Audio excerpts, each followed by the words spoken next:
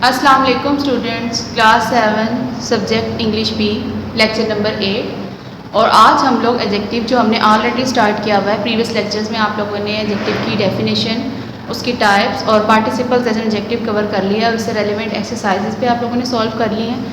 आज हम लोग इससे नेक्स्ट इसका सब टॉपिक है कंपैरिजन ऑफ एडजेक्टिव, वो देखेंगे और इसके साथ इसकी रेलिवेंट जो एक्सरसाइज है एक्सरसाइज F, वो हम सॉल्व करेंगे।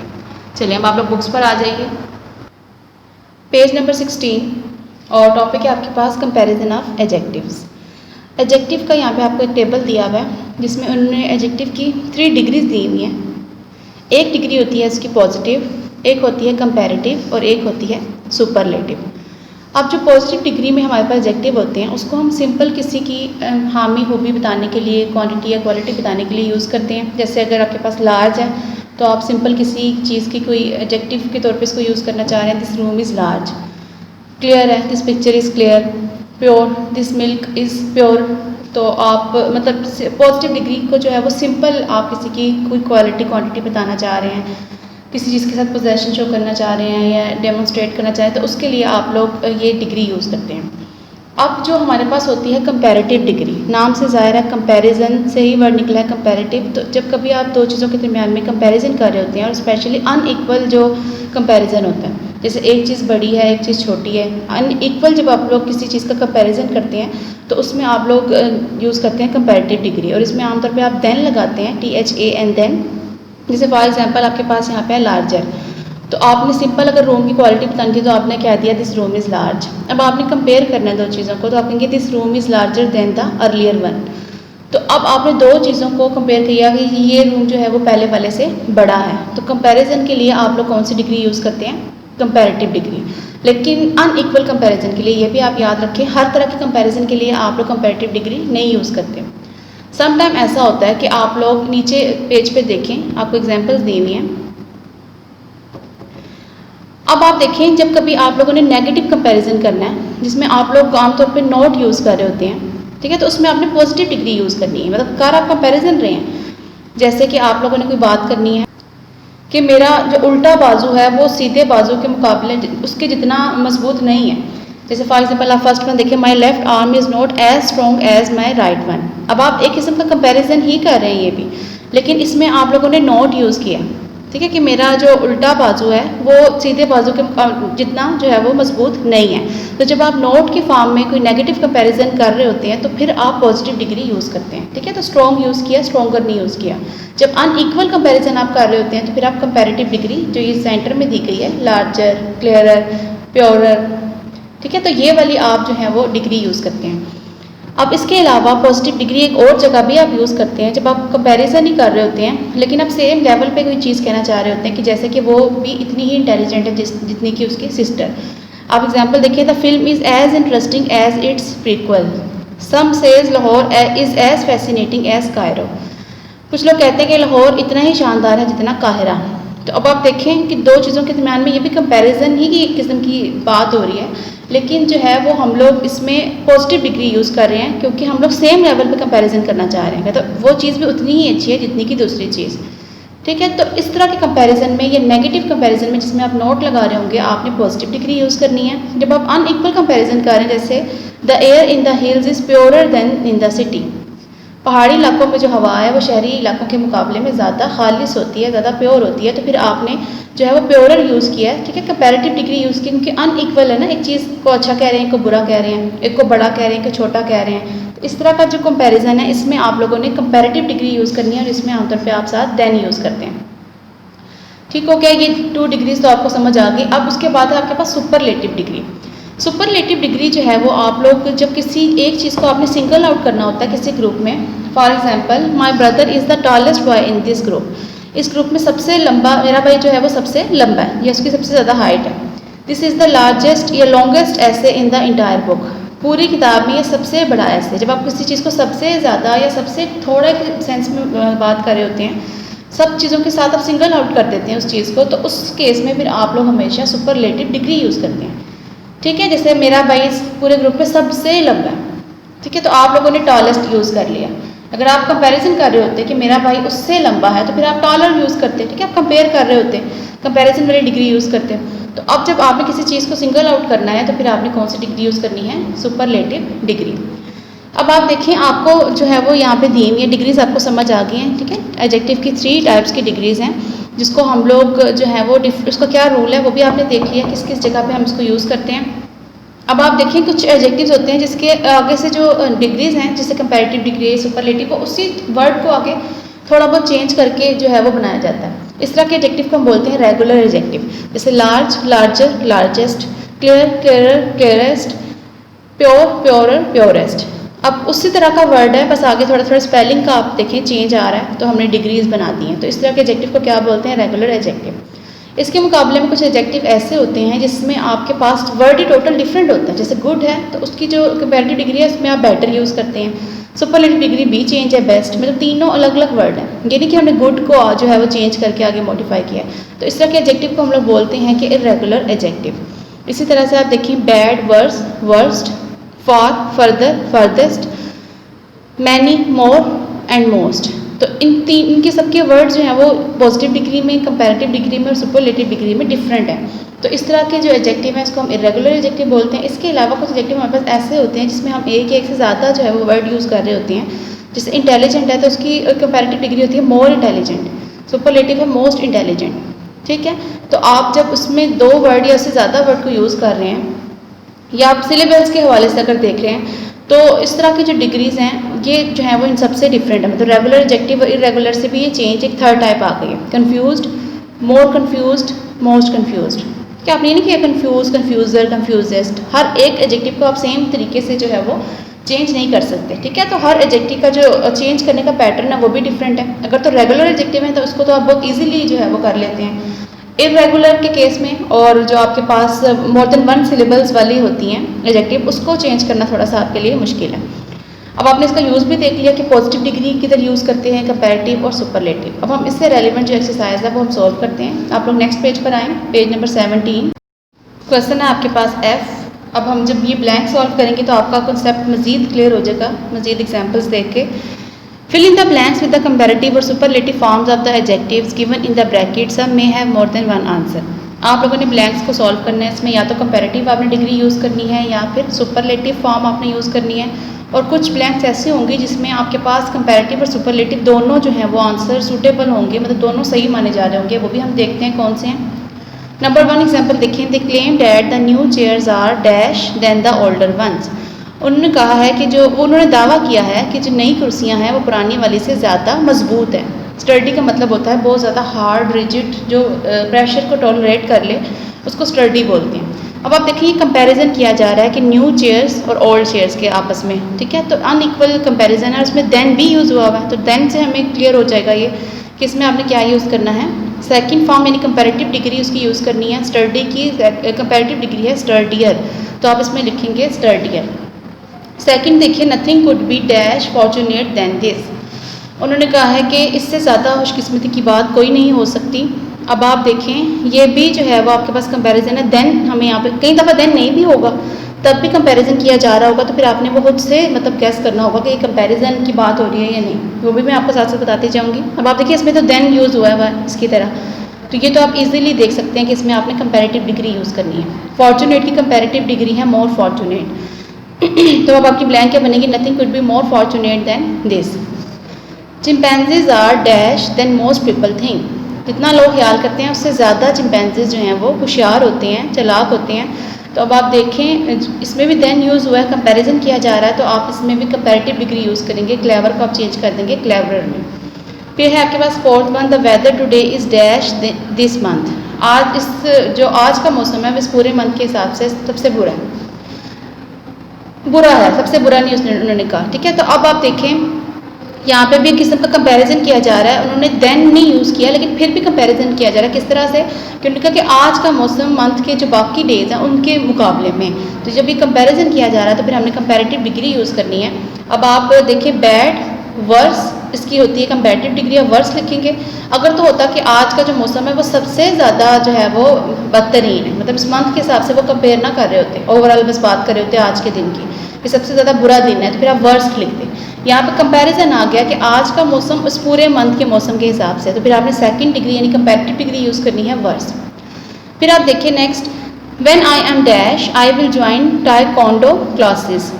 अब आप देखें इसमें भी एक किस्म का कंपैरिजन है, आपके पास देन नहीं दिया हुआ, लेकिन उसने कहा कि जब मैं बड़ा हो जाऊँगा तो मैं टाइकोंडो कहते हैं, वो एक आर्ट मार्शल आर्ट टाइप होता है जिसमें जो है वो किक्स वगैरह सिखाई जाती हैं, ये इसकी बाकायदा क्लासेस होती हैं।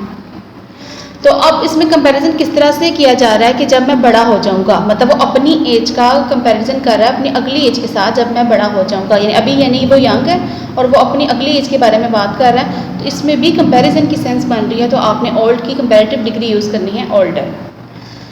She said she would visit us when she is dash, उसने कहा है कि वो हमारे घर आएगी या चक्कर लगाएगी जब वो थोड़ी बेहतर हो जाएगी, उसकी तबीयत थोड़ी बेहतर होगी। अगेन कंपैरिजन की सेंस बन रही है, यानी अभी वो जो है वो जो जिसकी भी बात की जा रही है, कोई गर्ल है वो शायद बीमार है, ठीक है, तो वो जब बेहतर हो जाएगी, तो अब आप ऑलरेडी अगर गुड हो तो फिर वो ऐसी बात ना करे, ठीक है। तो आपने सेंस को समझना है कि इसमें देन नहीं दिया हुआ, लेकिन फिर भी कंपैरिजन की सेंस बन रही है, यानी उसकी अभी की कंडीशन और उसकी जो नेक्स्ट कंडीशन जो बेटर हो जाएगी उसके बारे में बात की जा रही है।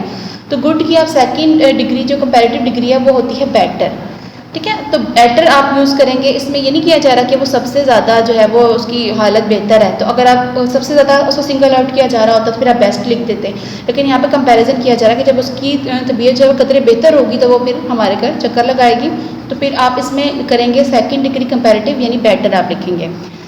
7 देखिए, our vacations always seems dash to us, हमारी जो छुट्टियाँ वो हमेशा हमारे लिए, अब इसमें 2 आ सकते हैं।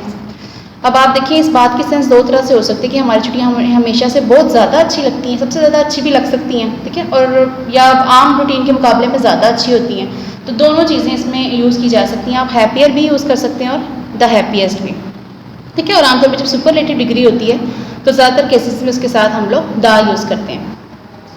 The hamlet looks dash from up there, hamlet कहते हैं, हैमलेट बोलते हैं एक छोटी सी सेटलमेंट को जिसमें हाउसेस बहुत ज़्यादा फासले पर होते हैं और विलेज से भी छोटी सेटलमेंट होती है। तो अगेन इसमें जो है वो कंपैरिजन के सेंस में कहा गया है कि हैमलेट जो है वो पहले से ज़्यादा क्राउडेड लग रहा है, तो इसमें आप लोग मोर क्राउडेड यानी सेकंड कंपैरेटिव डिग्री यूज़ करेंगे। It feels dash to sit out in the park of all places, ये इससे ये बहुत अच्छा महसूस होता है किसी भी जगह के गार्डन्स में बैठ के, पार्क में बैठ के, तो इधर भी आपने कंपैरेटिव डिग्री नाइसर यूज़ करनी है। 10th वन देखिए, your pens are dash expensive than mine, तुम्हारे पेन मेरे से ज़्यादा महंगे हैं। अगेन कंपैरिजन की सेंस दे रही है, देन भी यूज़ हुआ है, ये भी एक निशानी है कंपैरेटिव डिग्री यूज़ हुई है, तो आपने इसके साथ कंपैरेटिव डिग्री लगानी है more expensive. The classroom on the first floor are dash than those on the ground floor, जो फर्स्ट फ्लोर के क्लासरूम्स हैं वो ज़्यादा ब्राइटर हैं ग्राउंड फ्लोर के क्लासरूम के मुकाबले में। ये अगेन कंपैरिजन 2 चीज़ों को किया जा रहा है, तो आपने ब्राइट को ब्राइटर में चेंज कर देना है, यानी कंपैरेटिव डिग्री लगा देनी है उसकी। This story is dash than any I have ever read, ये स्टोरी ज़्यादा दिलचस्प है, फैसिनेटिंग उन्होंने दिया हुआ है, जितनी भी मैंने स्टोरीज अब तक पढ़ी हैं उन सब में ज़्यादा दिलचस्प है। तो ये भी अगेन कंपैरिजन की सेंस दे रहा है कि जितनी मैंने पढ़ी हैं उनमें से ये ज़्यादा। तो अब आप देखें इसमें देन भी यूज़ हो रहा है, ये भी हमें बता रहा है कि इसमें कंपैरेटिव डिग्री आएगी। In my class I live dash from the school than the others, अपनी क्लास में मैं ही हूँ जो स्कूल से ज़्यादा फासले पर रहता हूँ। अब इसको 2 तरह से आप कर सकते हैं, फार्दर या फर्दर, ठीक है, दोनों तरह से ठीक होगा। ये भी कंपैरिजन की ही सेंस है, यानी बाकी बच्चों के हिसाब से कंपेयर किया गया है, इसमें देन भी यूज़ हुआ है, ये भी एक निशान। समटाइम देन नहीं भी यूज़ होता कंपैरेटिव में, आपने सेंस को देखना होता है कि जहाँ कंपैरिजन की सेंस आ रही होती है वहाँ पे हम सेकंड डिग्री यूज़ करते हैं। The lesson is dash to me now than it was earlier. अब order of adjectives, order of adjectives से मुराद है एडजेक्टिव की तरतीब। अब हमारे पास समटाइम ऐसा होता है कि कोई ऐसा नाउन मौजूद है जिसको हमने 2 या 2 से ज़्यादा एडजेक्टिव के साथ डिस्क्राइब करना है, तो उस केस में हम क्या करते हैं कि हम उसका मीनिंग देखते हैं और मीनिंग के अकॉर्डिंग जो है वो उन सब वर्ड्स को हम अरेंज करते हैं, मतलब उनकी जो अरेंजमेंट होती है उसको हम बोलते हैं ऑर्डर। तो हमने मीनिंग देखते हुए देखना होता है कि कौन सा वर्ड हमने पहले प्लेस करना है, कौन सा बाद में। आपके पास यहाँ पे एक टेबल दिया गया है जिसमें आपको समझाने के लिए बताया गया कि अगर कोई 2 या 2 से ज़्यादा एडजेक्टिव हम यूज़ कर रहे हैं तो हम उसकी अरेंजमेंट किस तरह से करेंगे। नंबर 1 उन्होंने दिया कोई ओपिनियन है, ठीक है, कोई ओपिनियन किसी की राय है वो कितनी अच्छी है, हम उसको किस तरह से मतलब हम वर्ड को यूज़ करते हैं। परफेक्ट हम सबसे पहले रखेंगे, नाइस, हॉरेबल, ऑर्डिनरी, ठीक है। हम मतलब ज़्यादा से थोड़े की तरफ आप बता रहे हैं कि आपने बहुत ज़्यादा किसी की ओपिनियन को अच्छा कहना है तो आपने परफेक्ट कहना है। उस कंपैरेटिवली आप कुछ उसको कम कहना चाह रहे हैं तो नाइस, हॉरेबल, ऑर्डिनरी, अगर वो बिल्कुल मामूली सी कोई है राय किसी की, ठीक है, तो हमने इस तरह से उसको प्लेस करना होता है उसके मीनिंग को देखते हुए। अगर आपने किसी की चीज़ के साइज़ के बारे में बताना है कि कोई चीज़ कितनी बड़ी है, हाउ बिग, तो फिर आपने इस तरह से वर्ड्स को अरेंज करना होता है, large, vast, big, long, spacious. कोई और क्वालिटी आ जाती है जैसे फास्ट, इंपॉर्टेंट, एंग्री, फेमस, तो आपने जो है वो मीनिंग के हिसाब से उसको अरेंज करना होता है। अब आप इसकी एक्सरसाइज पे आ जाएं, जब आप वो सॉल्व करेंगे तो आपका जो है वो इस बारे में कंसेप्ट और क्लियर हो जाएगा कि जो एडजेक्टिव का ऑर्डर है इससे क्या मुराद है। अकॉर्डिंग उसको जो है वो प्लेस करना है कि नंबर 1 आपने क्या कौन सा वर्ड रखना है और उसके बाद सेकंड, थर्ड और फोर्थ पे। फर्स्ट वन देखिए, we visited dash goods showroom recently. हम अभी जो है वो चीज़ों का जो एक शोरूम है उसमें हमने उसका विजिट किया है या हमने उसका जो है वो सैर की है। तो अब आपके पास ये वर्ड दिए हुए new, spacious, nice and sports. अब ये वर्ड हैं, आपने इनके मीनिंग के अकॉर्डिंग इनको प्लेस करना है कि सबसे पहले आपने कौन सा वर्ड रखना है। सबसे पहले आप रखेंगे उसकी जो आप क्वालिटी बता रहे हैं, ठीक है, नाइस आप सबसे पहले रखेंगे, फिर स्पेशियस, उसके बाद न्यू और उसके बाद आप कॉमा लगा के सबको कॉमा के साथ आपने सेपरेट करना है, आपने लिखना है स्पोर्ट्स। अब चाहे तो आप इधर भी नंबरिंग कर सकते हैं, नाइस पे आप 1 लिख लें, स्पेशियस पे 2 लिख लें, ठीक है, न्यू पे आप 3 लिख लें, स्पोर्ट्स पे आप 4 लिख लें और आप इसके अंदर भी आप लोगों ने इसको सॉल्व करना है। We had a dash journey last month. पिछले महीने हमने बहुत ही अच्छा एक सफ़र किया। कैसा सफ़र किया? अब वो उन्होंने काफ़ी सारे एडजेक्टिव लिख दिए, लॉन्ग यानी बहुत लंबा सफ़र था, पीसफुल था, पुरअमन था, स्मूथ था और ट्रेन। अब आपने इन वर्ड्स को प्लेस करना है उनके मीनिंग के अकॉर्डिंग कि आपने किस तरह से कौन से वर्ड को पहले लेकर आना है।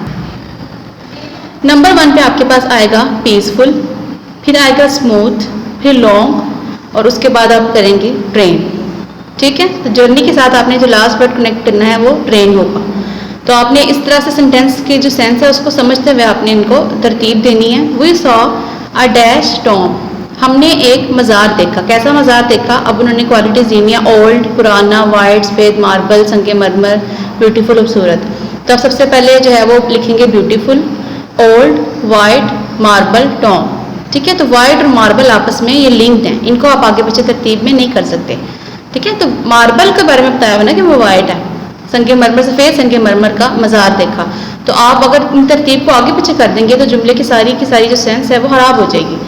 There are some dash trees on the beach. Beach पे कुछ इस तरह के दरख्त हैं। किस तरह के? उन्होंने यहाँ पे बताया हुआ है, टॉल, कोकोनट, सिलेंडर और पाम।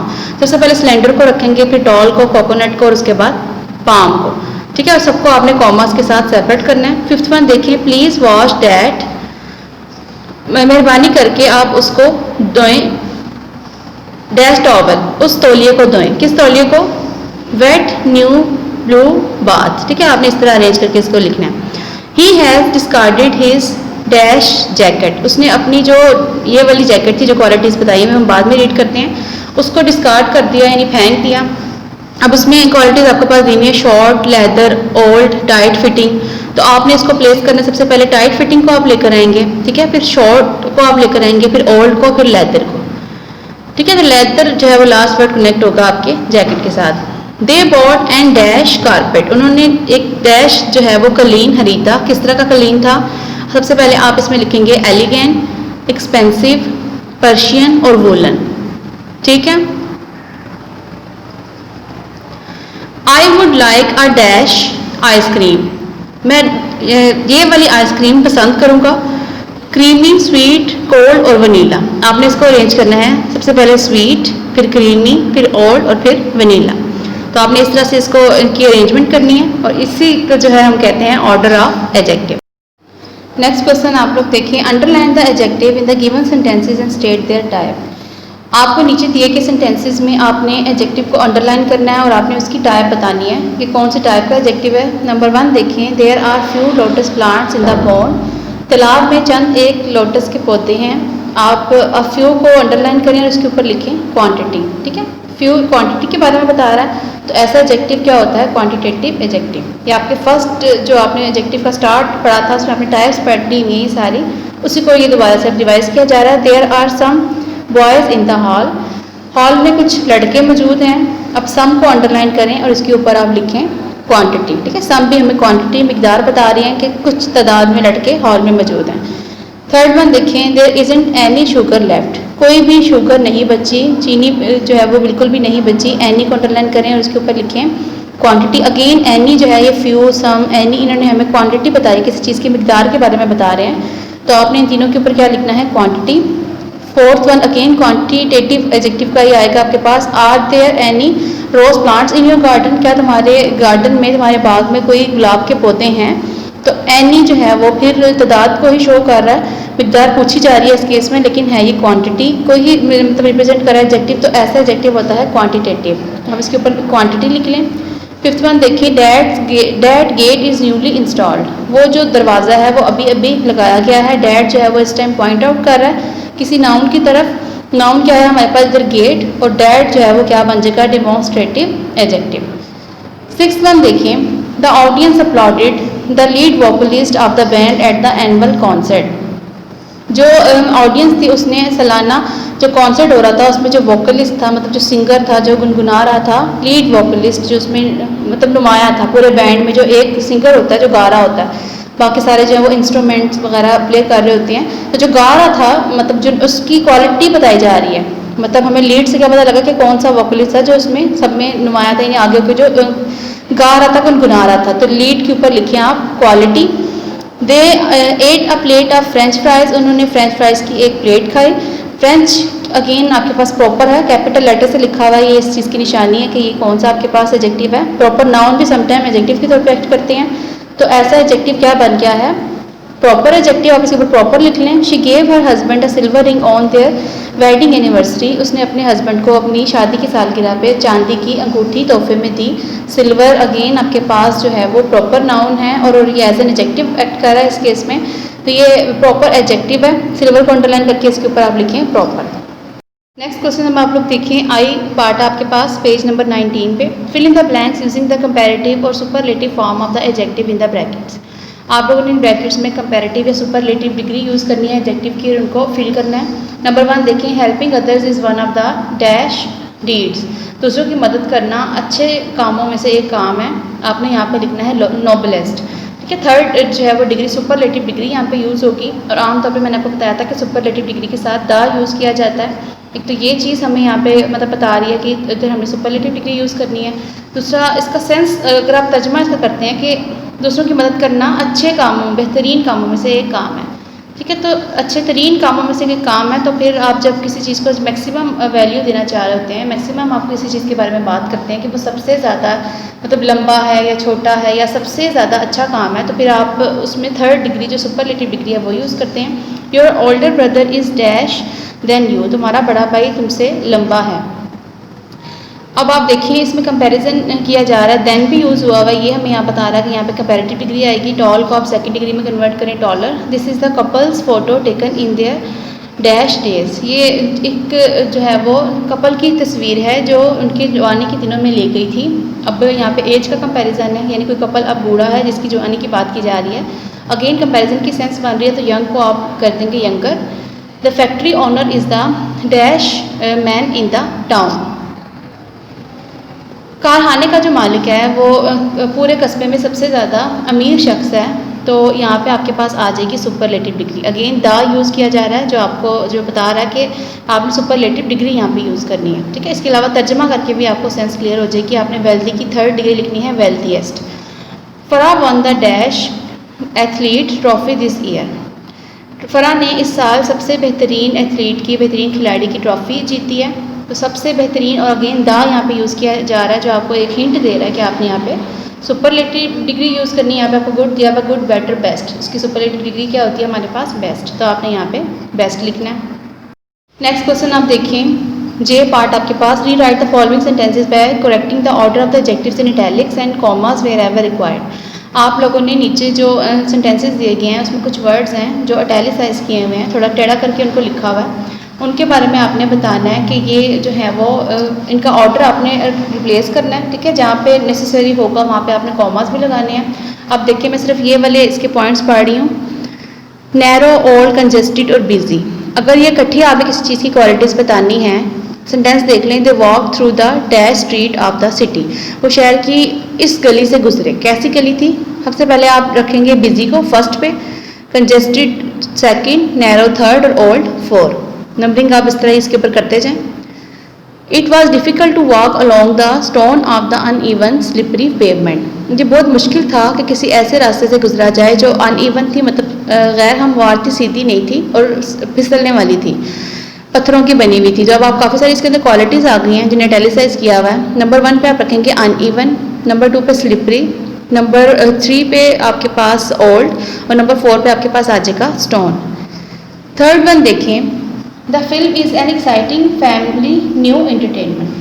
ये वो जो फिल्म है, डैड फिल्म सॉरी, वो जो फिल्म है वो बहुत ही ज़्यादा दिलचस्प और एक फैमिली मूवी है, फैमिली के एंटरटेनमेंट का एक मौका है। इसमें आप देखिए आपके पास जो वर्ड अंडरलाइन किए हुए हैं, इटैलिसाइज किए हुए हैं। एक्साइटिंग को आप 1 पे रखें, न्यू को 2nd पे, फैमिली को 3rd पे और एंटरटेनर को आप 4 पे रखें। The children enjoyed the new crunchy chocolate big bar, बच्चों ने इंजॉय किया। अब आप काफ़ी सारी क्वालिटीज़ हैं अगेन। अब आप बार को 1st पे रखेंगे और क्रंची को 2nd पे, न्यू को आप 3rd पे, चॉकलेट को 4 पे और बिग को आप 5 पे रखेंगे।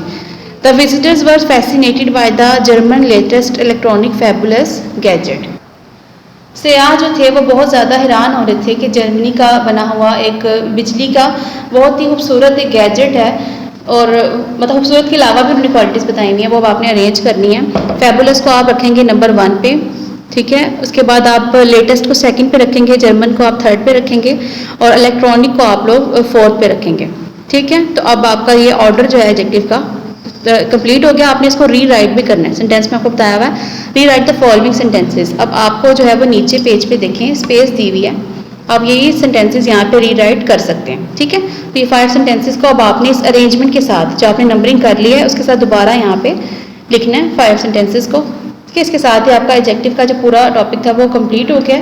अब आपने ये पूरा टॉपिक जो है वो अच्छी तरीके से लर्न करना है समझने के बाद।